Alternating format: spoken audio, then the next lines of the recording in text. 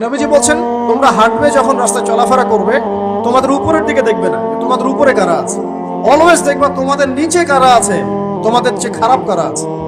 এক ভাইকে আপনি দেখবেন আপনি সুস্থ, তার হাত নাই। আরেক ভাইকে দেখবেন আপনি সুস্থ, তার চোখ নাই। এক ভাইয়ের পা প্যারালাইজড হয়ে গেছে, এক ভাইয়ের বডি প্যারালাইজড, একজন হার্টের রোগী, একজন ডায়াবেটিসের রোগী।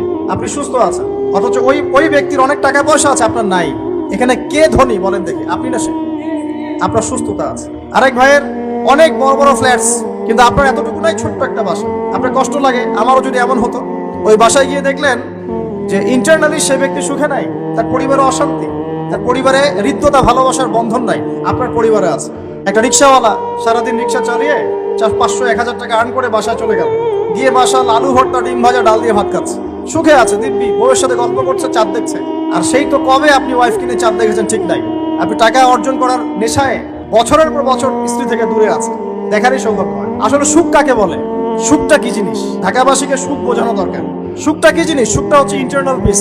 যখন আপনি বা আমি নিজেকেও বলছি, যখন আমরা আল্লাহকে পাবো, আল্লাহ পাকের ইবাদতের মধ্য দিয়ে, রাসূলের সুন্নতের মধ্য দিয়ে অল্পে তুষ্ট থাকতে পারবো, যা আছে এতে শুকরিয়া আদায় করবো, আপনার চেয়ে সুখী মানুষ দুনিয়াতে কেউ নাই দুনিয়া। কিন্তু বস্তুবাদিতা আপনাকে এই আকীদা ও আদর্শ থেকে সম্পূর্ণ ডিমোটিভেট করে।